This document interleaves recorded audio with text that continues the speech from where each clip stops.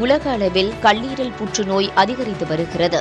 குறிப்பாக உடல் பருமனுடன் தொடர்புடைய கல்லீரல் புற்றுநோய் பாதிப்புகள் அதிகரித்து வருவதாகவும் 2050க்குள் தீவிர கொழுப்பு கல்லீரல் நோயால் ஏற்படும் கல்லீரல் புற்றுநோய் 35% அதிகரிக்கும் என்று லான்செட் ஆய்வு எச்சரித்துள்ளது.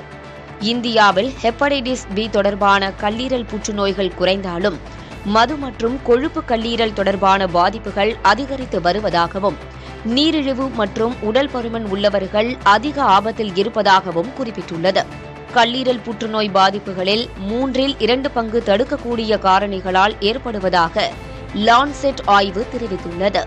கல்லீரல் புற்றுநோயில் இருந்து தப்பிக்க மது அருந்துவதை குறைக்க வேண்டும். அதிக கொழுப்பு, சர்க்கரை உள்ள பொருட்களை தவிர்த்து ஆரோக்கியமான உணவு பழக்க வழக்கங்களை பின்பற்ற வேண்டும். உடற்பருமனை குறைக்க வேண்டும். தினமும் உடற்பயிற்சி செய்ய வேண்டும் என்று மருத்துவர்கள் குறிப்பிட்டிருக்கிறார்கள். இது மண்புழு அல்ல, நிச்சயம் பாம்புதான் என்கின்றனர் ஆய்வாளர்கள். ஆம், உலகில் மிகச்சிறிய பாம்பு பார்டோஸில் உள்ள கண்டறியப்பட்டிருக்கிறது. கரீபியன் நாடுகளில் ஒன்றான பார்படோஸ் தீவில் அந்நாட்டு சூழலியல் அமைச்சகம் நடத்திய ஆய்வு பணிகளின் போது பாறையின் அடியில் படுத்திருந்த நூலளவு பாம்பை கண்டறிந்திருக்கிறார்கள். 20 ஆண்டுகளுக்கு பிறகு இந்த வகையான பாம்பு கண்ணில் படுகிறது என ஆய்வாளர்கள் தெரிவித்தனர். 8 முதல் 10 சென்டிமீட்டர் அளவு கொண்ட இந்த பாம்பு சுருண்டு படுத்தால் 10 ரூபாய் நாணயத்துக்குள் அடங்கிவிடும் அளவுக்கு தான் இருக்கிறது. கருப்பு மற்றும் ஆரஞ்சு நிறத்தில் இருக்கிறது இந்த பாம்பு. இந்த நூல் பாம்பை கண்டறிந்துள்ளது தங்களுக்கு சில விஷயங்களை உணர்த்தியுள்ளதாக ஆய்வாளர்கள் தெரிவித்தனர். பார்படோஸ் வனப்பகுதிகள் இயற்கையின் பொக்கிஷம் என்றும் சிறிய வகை பாம்பை போல இன்னும் பல அரிய வகை உயிரினங்கள் அங்கு இருக்கலாம் என்றும் அவர்கள் குறிப்பிட்டனர். முறையான பாதுகாப்பான ஆய்வுகளின் மூலம் இதுபோன்ற அரிய வகை உயிரினங்கள் சிலவற்றை கண்டறியலாம் எனவும் ஆய்வாளர்கள் தெரிவித்துள்ளனர். பாம்புக்கடி மரணங்களை தடுக்கவும் தற்போது AI தொழில்நுட்பம் கை கொடுத்து வருகிறது. டென்மார்க் நாட்டில் உள்ள விஞ்ஞானிகள் உடலில் புகுந்து பாம்பு விஷத்தை முறியடிக்கக்கூடிய தடுப்பு மருந்தை AI உதவியோடு உருவாக்கும் முயற்சியில் ஈடுபட்டுள்ளனர். பாம்பிலிருந்து எடுக்கப்படும் விஷத்திலிருந்து குறிப்பிட்ட வகை புரத மூலக்கூறை AI துணையுடன் கண்டறிந்து எடுத்து அதன் மூலம் தடுப்பு மருந்து உருவாக்கப்படுகிறது. இம்மருந்து எலிகளுக்கு கொடுக்கப்பட்டு பரிசோதிக்கப்பட்டதில் 80% முதல் 100% வரையிலான உயிர் பிழைத்ததாக விஞ்ஞானிகள் தெரிவிக்கின்றனர். பாரம்பரிய முறையில் தயாரிக்கப்படும் விஷ முறிவு மருந்தை விட AI உதவியோடு தயாரிக்கப்படும் மருந்து பலன் மிகுந்ததாகவும் விலை குறைந்ததாகவும் இருப்பதாக விஞ்ஞானிகள் கூறுகின்றனர். உலகெங்கும் ஆண்டுக்கு சுமார் 50 லட்சம் பேர் பாம்பு கடிக்கு ஆளாகின்றனர். இதில் 1 லட்சம் பேர் வரை உயிரிழக்கின்றனர். உயிர் பிழைப்பவர்கள் பலரும் கை கால்களை இழந்து நிரந்தர ஊனத்துடன் வசிக்கும் அவலமும் ஏற்படுகிறது. ஜம்மு காஷ்மீர் மாநிலத்தில் உள்ள ஒரு கிராமத்தைச் சேர்ந்த மாணவர்கள் உயிரை பணயம் வைத்து கல்வி கற்க சென்று வருகின்றனர். கத்வா மாவட்டத்தில் உள்ள காத் என்ற கிராமத்தில் 300க்கும் மேற்பட்டோர் தினமும் இப்படித்தான் ஆற்றை கடக்கின்றனர். சக்கரம் பொருத்தப்பட்ட கயிறு இழுவையின் மூலம் மறுகரைக்கு செல்கின்றனர். தடுப்பணை பாலம் கட்டித்தர வேண்டும் என நீண்ட காலமாக அவர்கள் கோரிக்கை விடுத்து வருகின்றனர்.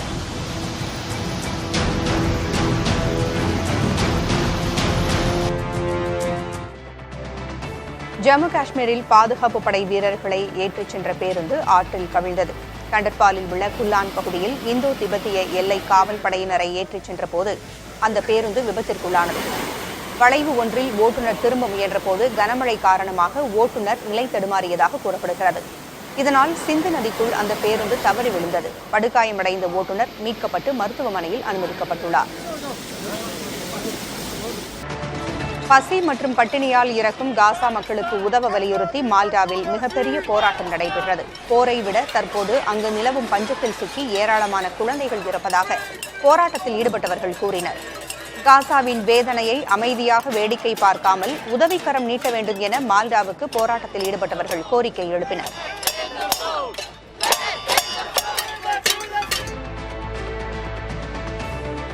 உக்ரைனில் உள்ள சிறைகள் மற்றும் மருத்துவ மையங்கள் மீது ரஷ்யா செவ்வாய்க்கிழமை நடத்திய தாக்குதலில் ஒரு கர்ப்பிணி உட்பட 27 பேர் உயிரிழந்தனர். உக்ரைன் மீதான போரை நிறுத்தாவிட்டால் புதிய தடைகள் விதிக்கப்படும் என்று அமெரிக்க அதிபர் டிரம்ப் எச்சரித்திருந்தார். ஆனால் ரஷ்யாவின் தாக்குதல்கள் அதே தீவிரத்துடன் தொடர்கின்றன. செவ்வாய்க்கிழமையன்று ரஷ்யாவின் கிளைட் குண்டுகள் தென்கிழக்கு ஜஃபோர்ஜியா பகுதியில் உள்ள ஒரு சிறைச்சாலையை தாக்கின. இதில் குறைந்தது 16 கைதிகள் உயிரிழந்தனர். 90க்கும் மேற்பட்டோர் காயமடைந்தனர். மத்திய உக்ரைனின் டினிப்ரோ பிராந்தியத்தில் ரஷ்ய ஏவுகணைகள் ஒரு மருத்துவ மையத்தையும் மகப்பேறு மருத்துவமனையையும் தாக்கியதில் 23 வயது கர்ப்பிணி பெண் உட்பட 3 பேர் கொல்லப்பட்டனர். நாடு முழுவதும் 73 நகரங்கள், சிற்றூர்கள் மற்றும் கிராமங்கள் மீது ரஷ்ய தாக்குதல்கள் நடந்துள்ளதாக அதிபர் ஜெலன்ஸ்கி தெரிவித்துள்ளார். தாய்லாந்து கம்போடியா சண்டை நிறுத்த ஒப்பந்தத்திற்கு பிறகு அறிக்கை வெளியிட்டிருக்கும் அமெரிக்க அதிபர் டிரம்ப் தன்னை அமைதிக்கான தலைவன் என்று குறிப்பிட்டுள்ளார். அது தொடர்பாக அறிக்கை வெளியிட்டிருக்கும் டிரம்ப் இரு நாட்டு தலைவர்களுடனும் பேசியதாகவும் அதன் பின் அமைதி வந்திருப்பது என்பதை அறிவிப்பதில் மகிழ்ச்சி அடைவதாகவும் குறிப்பிட்டுள்ளார். இச்சண்டையை முடிவுக்கு கொண்டு வந்து ஆயிரக்கணக்கான உயிர்களை காப்பாற்றியிருப்பதாகவும் 6 மாதங்களில் பல போர்களை நிறுத்தி அமைதிக்கான தலைவராக இருப்பதில் பெருமைப்படுவதாகவும் டிரம்ப் கூறியுள்ளார். சில வாரங்களுக்கு முன்பு கூட தன்னால் தான் இந்தியா பாகிஸ்தான் போர் நிறுத்தப்பட்டதாக கூறியிருந்தார். பெய்யென பெய்யும் மழை சீனாவின் இயல்பு வாழ்க்கையை முடக்கி போட்டுள்ளது. வெள்ளம் தொடர்பான விபத்துகளில் சிக்கி 38 பேர் உயிரிழந்துள்ளனர். தலைநகர் பெய்ஜிங்கில் பாதுகாப்பு கருதி 80,000க்கும் அதிகமானோர் பாதுகாப்பான இடங்களுக்கு சென்றுள்ளனர். வெள்ளப்பெருக்கில் அடித்துச் செல்லப்பட்ட கார்கள் தடுப்பு மிகுந்த பகுதிகளில் ஒன்றன் மீது ஒன்று கிடக்கின்றன. வெள்ளத்தால் கடுமையாக பாதிக்கப்பட்டுள்ள மியூன் மாவட்டத்தில் மீட்பு மற்றும் நிவாரணப் பணிகள் முழுவீச்சில் நடைபெற்று வருகின்றன. பகுதிவாசிகளின் உதவியுடன் வெள்ளத்தில் சிக்கியவர்களை தீயணைப்பு படையினர் மீட்டு வருகின்றனர். முழங்கால் அளவு நீரில் நடந்து சென்று மக்கள் அத்தியாவசிய பொருட்களை வாங்கி சேமித்து வைத்துக் கொள்கின்றனர். பல இடங்களில் மின் விநியோகம் முற்றிலும் தடைபட்டுள்ள நிலையில் பொதுமக்கள் பெரும் சிரமத்தை சந்தித்துள்ளனர். தங்கள் வாழ்நாளில் இப்படியொரு மழையை சந்தித்தது இல்லை என பெய்ஜிங் புறநகரில் வசிக்கும் சில முதியவர்கள் தெரிவித்துள்ளனர். ஸ்பெயினில் பற்றி எரியும் காட்டுத்தீக்கு விளைநிலங்களும் இரையாக தொடங்கியுள்ளன. தீயை அணைக்க பல்வேறு வழிகளில் அந்நாட்டு அரசு போராடி வருகிறது. ஆனாலும் கட்டுப்படுத்த முடியவில்லை. தீயிலிருந்து தப்பிய இடங்களில் மீண்டும் தீ பற்றுவதால் பல பகுதிகள் கருகிய சாம்பலாக காட்சியளிக்கின்றன. நிலம் மட்டுமின்றி வனவிலங்குகளும் பெரிதும் பாதிக்கப்பட்டுள்ளன. புகை மூட்டத்தால் சுகாதார சீர்கேடும் ஏற்பட்டு வருகிறது. செயின்ட் பீட்டர் சதுக்கத்தில் நடந்த வழிபாட்டிற்கு திடீரென்று வந்த போப் லியோ அங்கிருந்த மக்களுக்கு ஆசி வழங்கினார். வாட்டிகன் சிட்டியில் நடைபெற்று வரும் இளைஞர் விழாவின் ஒரு பகுதியாக நடந்த சிறப்பு பிரார்த்தனையில் 146 நாடுகளைச் சேர்ந்தவர்கள் பங்கேற்றிருந்தனர். அப்போது அங்கு வந்த போப் லியோ கூட்டத்திற்கு இடையே சென்று அனைவருக்கும் ஆசி வழங்கினார். கடந்த 5 நிதியாண்டுகளில் 2187 கோடி பயணிகள் பொது அல்லது முன்பதிவு இல்லாத பெட்டிகளில் பயணம் செய்திருப்பதாக மத்திய அரசு தெரிவித்துள்ளது. மக்களவையில் எழுப்பப்பட்ட கேள்விக்கு பதிலளித்த மத்திய ரயில்வே துறை அமைச்சர் அஸ்வினி வைஷ்ணவ், கடந்த நிதியாண்டில் மட்டும் சுமார் 651 கோடி பயணிகள் முன்பதிவு இல்லாத பெட்டிகளில் பயணித்திருப்பதாக தெரிவித்தார். கடந்த நிதியாண்டில் மட்டும் பல்வேறு நீண்ட தூர ரயில்களில் 1250 பொது பெட்டிகள் சேர்க்கப்பட்டிருப்பதாக தெரிவித்த அவர், ஏசி அல்லாத பெட்டிகளில் பயணிக்கும் பயணிகளுக்கான வசதிகளை ரயில்வே கணிசமாக அதிகரித்துள்ளது என்று கூறினார். புகழ்பெற்ற சபரிமலை ஐயப்பன் கோயிலில் நிறை புத்தரிசி பூஜை வெகு விமரிசையாக நடைபெற்றது. நிறை புத்தரிசி பூஜை ஆலப்புழா மாவட்டம் செட்டிக்குளங்கரையில் திருவிதாங்கூர் தேவஸ்தானத்தின் வயலில் விளைந்த நெற்கதிர்களை பாரம்பரிய குழுவினர் சபரிமலைக்கு கொண்டு வந்தனர். இந்த நெற்கதிர்கள் ஐயப்ப சுவாமி கருவறைக்குள்ளே வைக்கப்பட்டு பூஜை செய்யப்பட்டது. பின்னர் இவை பக்தர்களுக்கு பிரசாதமாக வழங்கப்பட்டன. ஐயப்பனின் திருவடியில் வைத்து பூஜிக்கப்பட்ட நெற்கதிர்களை வீட்டில் வைத்தால் ஐஸ்வர்யம் பெருகும் என்பது நம்பிக்கை. நாள் முழுவதும் ஷூக்கள் அணிவது நமது கால்களுக்கு அதிக தீங்கு விளைவிக்கும் என்று மருத்துவ நிபுணர்கள் எச்சரிக்கின்றனர். மும்பையின் கோகிலா பென் மருத்துவமனையின் எலும்பு நிபுணர் டாக்டர் விகாஸ் பசா நீண்ட நேரம் ஷூக்கள் அணிவது கால் தசைகளை பலவீனப்படுத்தும் என்கிறார். அது கால்வலி, பூஞ்சை தொற்றுகள் போன்றவற்றை ஏற்படுத்தும் என்றும், இறுக்கமான ஷூக்கள் கொப்பளங்கள், கால் ஆணி போன்றவற்றை உருவாக்கும் என்றும் எச்சரித்துள்ளார். எனவே ஷூக்களை தவிர்த்து கால்களுக்கு ஓய்வளிப்பதன் மூலம் ஆரோக்கியமான பாதங்களை பேணலாம் என்று தெரிவித்துள்ளார். இந்தியாவிற்கு எதிரான 5வது டெஸ்ட் போட்டியில் ஜோஃப்ரா ஆர்ச்சருக்கு ஓய்வளிக்க வேண்டும் என்று இங்கிலாந்து கிரிக்கெட் அணியின் முன்னாள் வீரர் ஸ்டூவர்ட் பிராட் தெரிவித்துள்ளார். ஆர்ச்சருக்கு பதிலாக கஸ் அட்கின்ஸை களம் இறக்கி அவர் திறனை அறியலாம் என்று பிராட் கூறியுள்ளார். நீண்ட நாட்களுக்கு பிறகு டெஸ்ட் கிரிக்கெட் போட்டிகளில் களம் கண்ட ஆர்ச்சர் சிறப்பான ஃபார்மில் இருந்து வரும் நிலையில் அவரது உடற்தகுதி விவகாரத்தில் கவனத்துடன் இருப்பது அவசியம் என்று பிராட் தெரிவித்துள்ளார். தனிப்படை காவலர்களால் அடித்துக் கொல்லப்பட்ட மடப்புரம் இளைஞர் அஜித்குமாரின் குடும்பத்தினருக்கு அதிமுக பொதுச் செயலர் எடப்பாடி பழனிசாமி நேரில் ஆறுதல் தெரிவித்தார். சிவகங்கை மாவட்டத்தில் தேர்தல் சுற்றுப்பயணம் மேற்கொண்டுள்ள அவர் மடப்புரம் அஜித்குமார் வீட்டிற்கு வருகை தந்தார். அஜித்குமாரின் தாயார் மற்றும் சகோதரருக்கு ஆறுதல் தெரிவித்த அவர் அஜித்தின் படத்திற்கு மாலை அணிவித்து அஞ்சலி செலுத்தினார். பின்னர் செய்தியாளர்களிடம் பேசிய அவர் அஜித்குமார் இறப்புக்கான முழு பொறுப்பை அரசுதான் ஏற்க வேண்டும் என்றார்.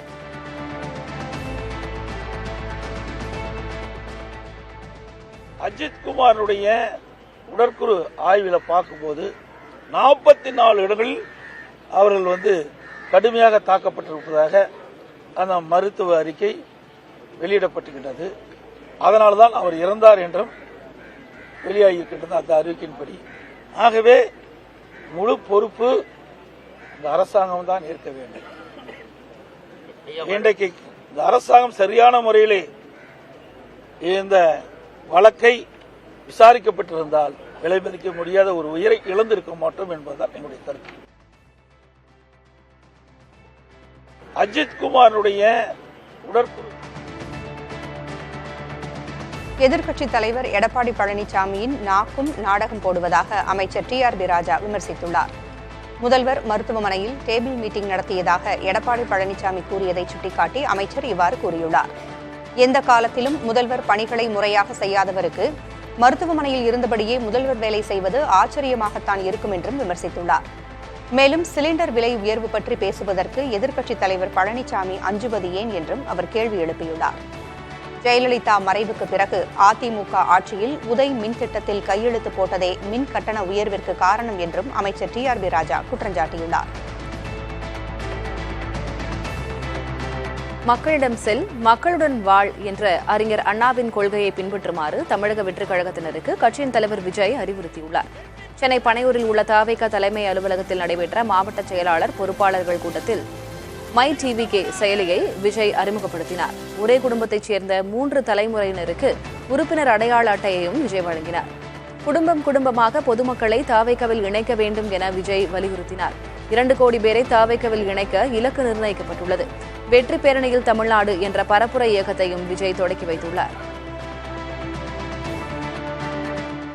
இதுக்கு முன்னாடி நம்ம தமிழக அரசியலில் நடந்த 2 மிகப்பெரிய தேர்தல்கள், நான் சொல்கிறது 1967 and 1977, அது மாதிரி 2026 அமைய போகுது. இந்த நேரத்தில் அறிஞர் அண்ணா அவர்கள் சொன்ன அதே விஷயத்தை தான் நானும் இங்கே ரிப்பீட் பண்ணணும்னு ஆசைப்படுறேன். மக்களிடம் செல், மக்களிடம் இருந்து கற்றுக்கொள், மக்களுடன் வாழ், மக்களுடன் சேர்ந்து திட்டமிடு. இதை சரியா செஞ்சாலே போதும். ஊருக்கு ஊர், வீதிக்கு வீதி, வீட்டுக்கு வீடு, வெற்றி பேரணியில் தமிழ்நாடு.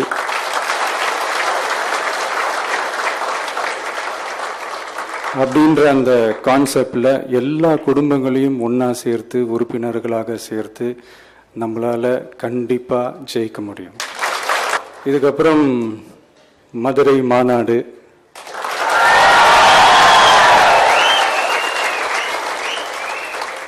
மக்கள் சந்திப்பு, பயணம் அப்படின்ட்டு தொடர்ந்து மக்களோட மக்களாக தான் இருக்க போகிறோம். அதனால் இப்பிலிருந்து இதுக்கான வேலையை எல்லாரும் ஸ்டார்ட் பண்ணுங்க. நாம் இருக்கிறோம், நம்ம கூட மக்கள் இருக்கிறாங்க. இதுக்கு மேல் என்ன வேணும்? கல்வி நிதி விவகாரத்தில் மத்திய அரசுக்கு ஓ பன்னீர்செல்வம் கண்டனம் தெரிவித்தது குறித்த கேள்விக்கு தமிழக மக்களுக்கு எதிரான விஷயம் என்பதால் அவர் குரல் கொடுத்திருப்பதாக டிடிவி தினகரன் தெரிவித்துள்ளார். திருச்சி வடக்கு மாவட்ட அமமுக சார்பில் ஸ்ரீரங்கம் தொகுதி நிர்வாகிகளின் ஆலோசனைக் கூட்டம் திருவானைக்காவலில் நடைபெற்றது. இதில் பங்கேற்ற பிறகு செய்தியாளர்களிடம் பேசிய டிடிவி தினகரன், தேசிய ஜனநாயக கூட்டணியில்தான் தாங்கள் இருக்கிறோம் என்றும் கூட்டணி குறித்து பழனிசாமி பேசியதில் தங்களுக்கு எந்த முரண்பாடும் இல்லை என்றும் தெரிவித்தார். தேசிய ஜனநாயக கூட்டணி 2024 தேர்தலில் மீண்டும் மோடி அவர்கள் பிரதமராக வேண்டும் என்பதற்காக தலைமையில் உருவாக்கப்பட்ட கூட்டணி தேசிய ஜனநாயக கூட்டணி. அதில் நான், அண்ணன் பன்னீர்செல்வம் அவர்கள்லாம் இணைஞ்சிருந்தோம், தேர்தலையும் போட்டிக்கிட்டோம். அப்போ நீங்கள் சொல்கிறவர் தனியாக போய் 3வது அணியாக நின்னார். அந்த கட்சி இப்போ எங்கள் கூட வந்திருக்கு. அதனால் அவங்களுடைய கூட்டணி பாஜகன்னு அவங்க ஏதோ அதுக்கு ஒரு அதுக்கு என்ன ஒரு அர்த்தம் சொல்கிறாங்க, இல்லை அதுக்கு ஒரு ஏதோ ஒரு வார்த்தையில் ஏதோ ஜாலம் பண்ணுறாங்க. நான் சொல்கிறது யதார்த்தத்தை சொல்கிறேன். நாங்கள் எல்லாம் தேசிய ஜனநாயக கூட்டணியில் இருக்கோம். ஆன்லைன் சூதாட்ட செயலி விளம்பரம் தொடர்பான வழக்கில் நடிகர் பிரகாஷ் ராஜ் அமலாக்கத்துறை விசாரணைக்கு ஆஜராகினார். ஆன்லைன் சூதாட்ட செயலி மூலம் சட்டவிரோத பண பரிமாற்றம் நடந்திருப்பதாக புகார் எழுந்தது. அது தொடர்பாக விளம்பரங்களில் நடித்த திரைப்பிரபலங்களிடமும் விசாரிக்க முடிவெடுக்கப்பட்டது. நடிகர் பிரகாஷ் ராஜ், ராணா, விஜய் தேவரகொண்டா, மஞ்சு லட்சுமி ஆகியோருக்கு சம்மனும் அனுப்பப்பட்டது. அதில் பிரகாஷ் ராஜ் நேரில் ஆஜராகி விளக்கம் அளித்தார். புத்தக திருவிழா என்றால் எத்தனை புத்தகம் வாங்கலாம், எந்த எழுத்தாளரை சந்திக்கலாம் என்றுதானே வழக்கமாக நினைப்போம். ஆனால் அந்த எண்ணத்தை மாற்றியுள்ளது நாகை புத்தக காட்சி. எழுத்தாளர்கள் மட்டுமல்ல, நாள்தோறும் ஒரு திரை பிரபலம் பங்கேற்கும் வகையில் நிகழ்ச்சி வடிவமைக்கப்பட்டுள்ளது. ஆகஸ்ட் 1ஆம் தேதி தொடங்கி 11ஆம் தேதி வரை ஒவ்வொரு நாளும் புத்தக காட்சிக்கு சென்றால் அங்கு நீங்கள் ஒவ்வொரு திரைக்கலைஞரை பார்க்கலாம். யார், எந்த தேதி, எத்தனை மணிக்கு நிகழ்ச்சியில் பங்கு பெறுகிறார்கள் என்ற விவரத்தையும் மாவட்ட நிர்வாகமே அழைப்பிதழாக அச்சிட்டு வெளியிட்டுள்ளது. இந்த அழைப்பிதழ்கள் தான் கடந்த சில நாட்களாக எழுத்தாளர்களிடையே ஹாட் டாபிக்காக இருக்கிறது.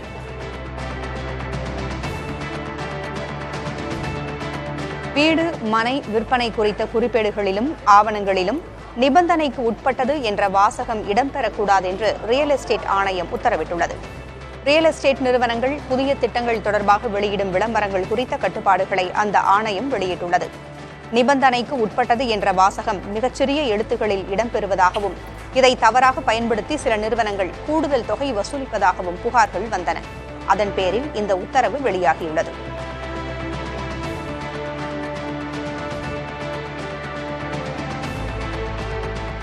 திருவள்ளூர் சிறுமி பாலியல் வன்கொடுமை வழக்கில் கைது செய்யப்பட்ட இளைஞரிடம் 2வது நாளாக விசாரணை நடைபெற்று வருகிறது.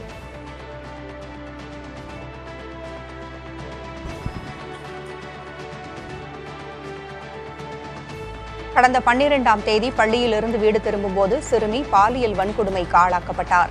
14 நாட்களுக்கு பிறகு அசாமைச் சேர்ந்த ராஜு பிஸ்வகர்மா கைது செய்யப்பட்டார். சிறையில் அடைக்கப்பட்ட அவரை 4 நாட்களுக்கு காவலில் எடுத்து விசாரிக்க நீதிமன்றம் அனுமதி வழங்கியது. 2வது நாளான இன்று சிறுமி வன்கொடுமை செய்யப்பட்ட மாந்தோப்பிற்கு ராஜு பிஸ்வகர்மாவை அழைத்துச் சென்று ஒப்புதல் வாக்குமூலம் பெறப்பட்டது. என்ன நடந்தது என்பது குறித்து ராஜு விஸ்வகர்மா விளக்க அதனை காவல்துறையினர் வீடியோவாக பதிவு செய்தனர். விசாரணைக்கு இடையூறு ஏற்படாத வகையில் அந்த பகுதி முழுவதும் காவல்துறை கட்டுப்பாட்டிற்குள் கொண்டுவரப்பட்டது.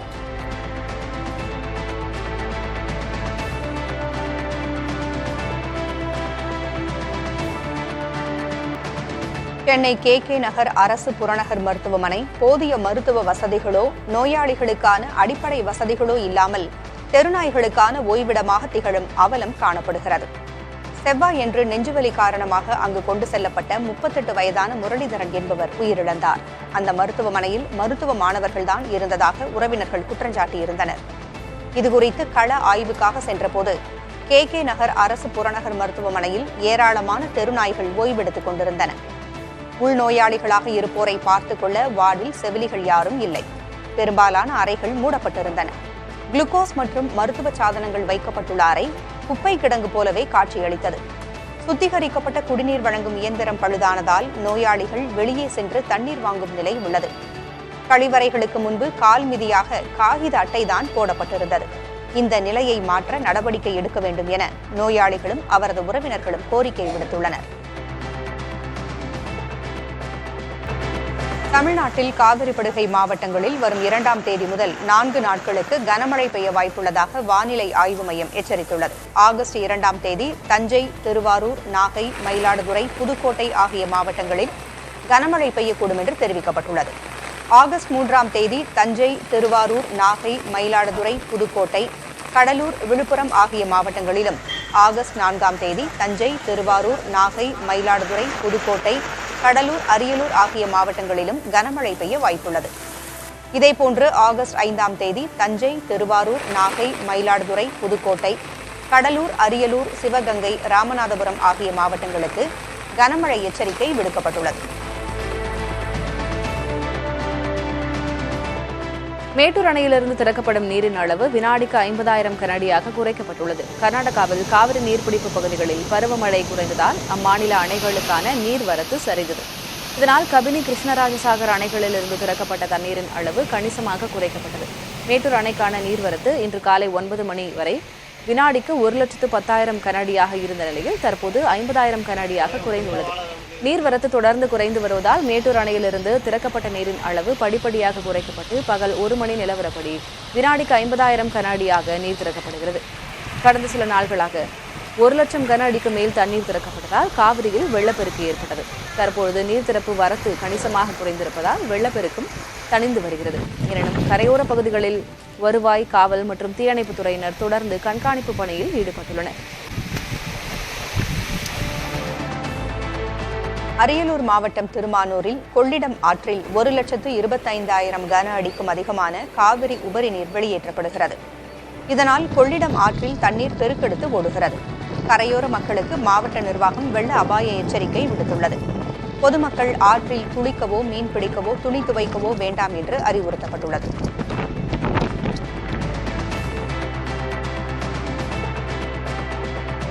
நாமக்கல் மாவட்டம் குமாரபாளையம் காவிரி கரையோர பகுதிகள் 4வது நாளாக வெள்ளத்தில் தத்தளிக்கின்றன. மணிமேகலை தெரு, இந்திரா நகர் போன்ற பகுதிகளில் உள்ள சுமார் 75 குடும்பங்கள் அரசு முகாம்களில் தங்க வைக்கப்பட்டுள்ளன. வருவாய்த்துறை, நகராட்சி மற்றும் தீயணைப்புத் துறையினர் பாதுகாப்பு பணிகளை மேற்கொண்டு வருகின்றனர். கூலி தொழிலாளர்களான அவர்கள் இலவச வீட்டுமனை திட்டத்தின் கீழ் உதவிகளை எதிர்பார்த்து காத்திருக்கின்றனர்.